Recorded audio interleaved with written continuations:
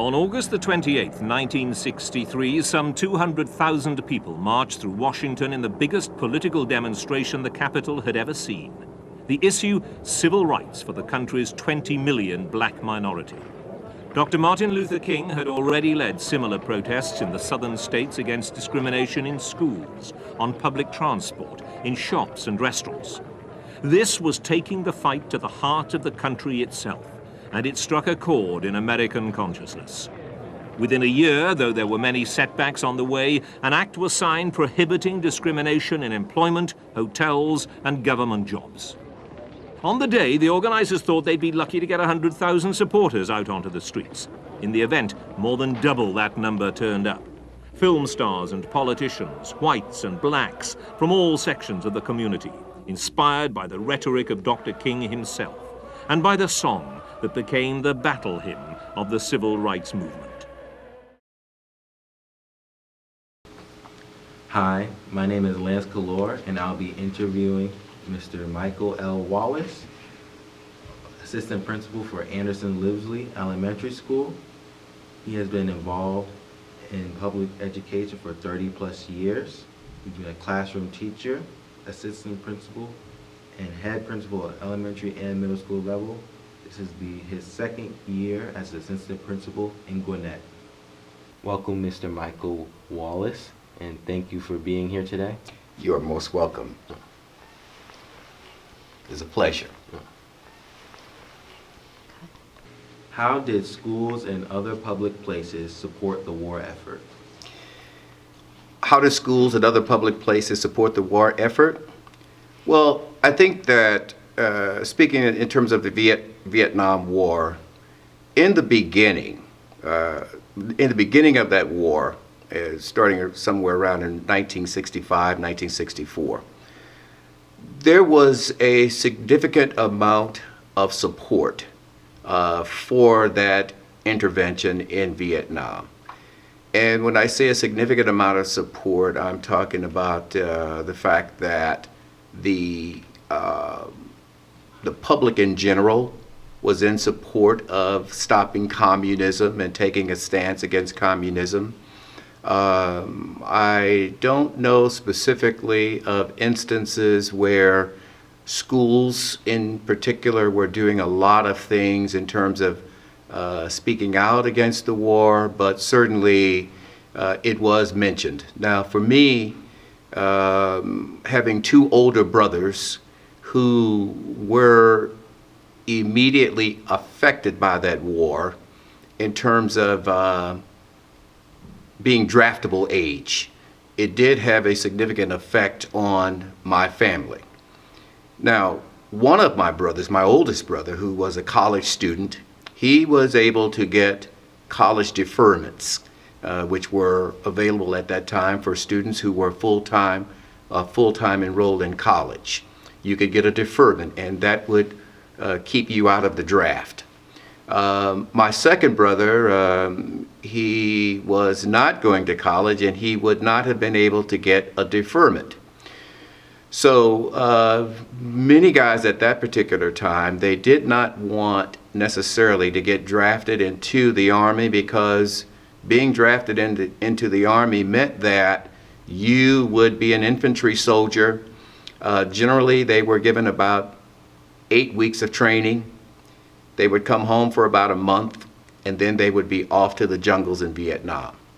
So my brother opted to enlist in the Air Force, and by doing that, he was able to, he did go to Vietnam, but he was not in a situation to where he was directly involved in combat, being a foot soldier type situation.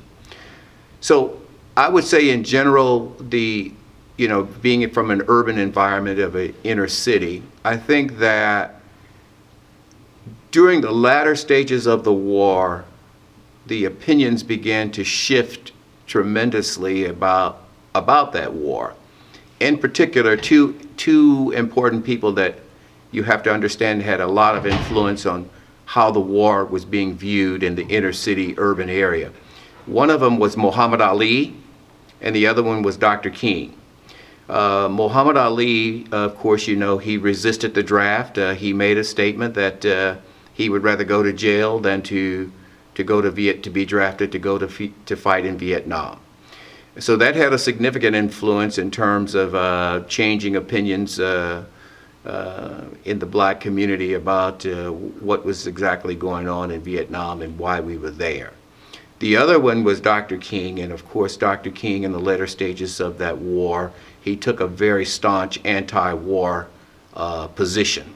And that also greatly influenced how the Vietnam War was being viewed in the black community.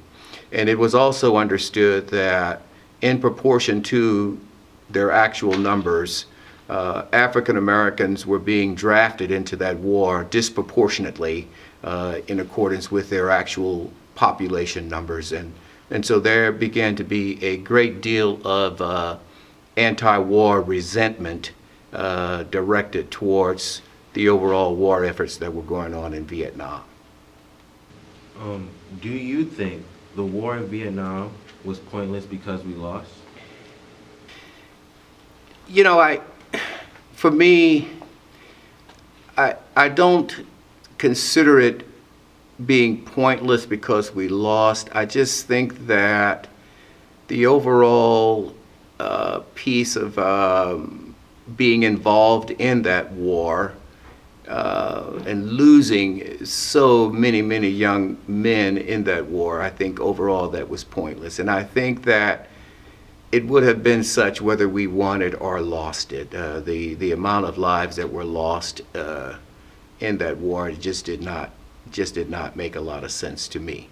And so, you know, winning it or losing it, the price that was paid in American youth blood, as well as the number of Vietnamese people who also lost their lives in that war, I just think that it could all have been avoided. What is your view on communism? My view on communism is that, you know, it was a political system set up on what I would consider to be a false premise. I think that people want to see the fruits of their labor. People are going to work as hard as they need to and would have the expectation that the returns that they will get will benefit themselves as well as their families. And I think that under the system of communism that we saw in the Soviet Union in particular, it was a very repressive regime that stifled human rights and political freedoms and was no better than the previous colonial powers that had basically split up the world and was ruling it from that perspective. So I think communism was not a good thing, and it goes against the basic individualism and the self-motivation and self-drive that human beings really like to engage in and have in their lives. So I'm not a big fan of, never was a big fan of communism as a political system. And as we look at it now, we see the Soviet Union has broken up. It was a failed political endeavor, basically.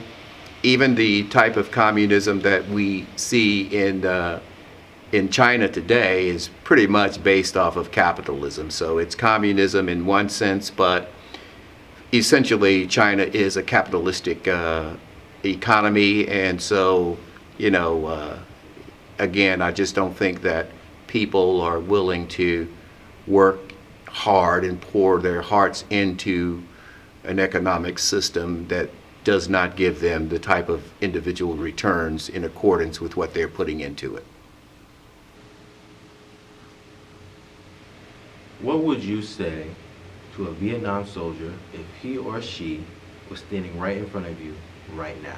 What I would say to them, I would applaud them for their efforts on behalf of the United States. Their country called, and they stepped forward and they went. Now, the political reasoning behind it is an entirely different a subject with me.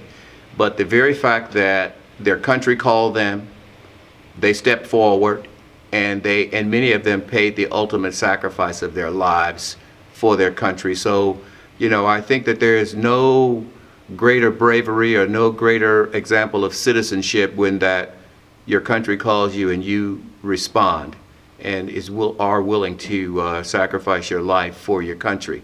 Now, the politicians who were integral in making those decisions and the reasoning and the rationale behind those decisions is an entirely different subject. But the fact that the country called and those young men did step forward, and we have to salute them for being willing to respond to the call when their country made a decision that war was necessary. What was the most popular thing to do during this time when you were younger? Okay, so I grew up in I hate to say it, but the 1960s. And so, to be honest with you, it's really growing up in an urban environment in the late part of the 1960s was no different than it is today. So the two most important things to me at that time as a young teenager was basketball and girls. And I don't think that much has changed over these many, many decades. So for me, those were the two most important things that I thought about, was shooting hoops with my friends and playing basketball and trying to see what girl I could talk to. What was your family's reaction to the Vietnam War? Well, again, they initially supported it, but when my two older brothers, you know, were right on the cusp of being pulled into that war because of the draft situation, I think my parents' feelings about that changed significantly. There were quite a few young men from my community who were either losing their lives or coming back from the Vietnam War, either wounded, and some of them with significant diminished mental capacity, some of them addicted to drugs and things from being in the war and all those sorts of things. And so the feeling of my family changed a great deal. Now, we were really happy with the fact that my older brother was able to stay out of the draft because of his college deferments.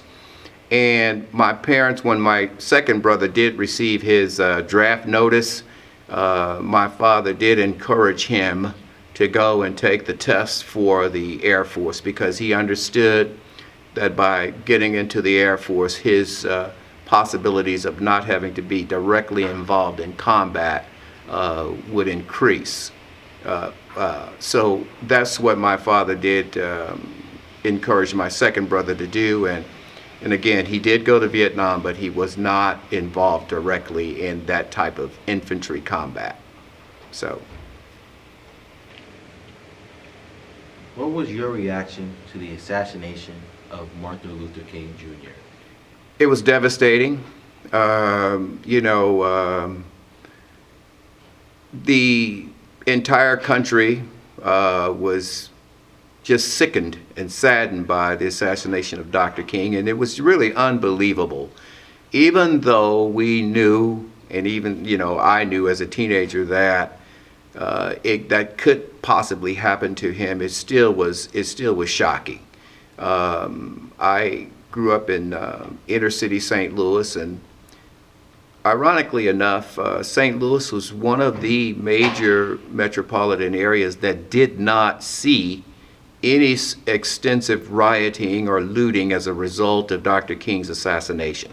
I think it was one of the only large urban cities that did not experience the massive rioting that was seen in Los Angeles and Detroit, certainly, and in Chicago and places like that.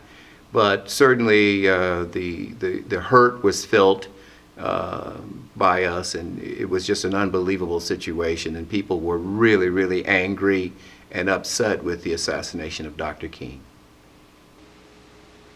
What do you wish young people today would take advantage of? Education. Number one is education. And I think that education is the key to changing lives. Education is the key to eventually becoming a full participant in this great country of ours. When you opt not to take advantage fully of your education, then you have pretty much relegated yourself to a level of citizenship that precludes you from being a full participant in the greatness of this country. And I think that education is power. Education is knowledge.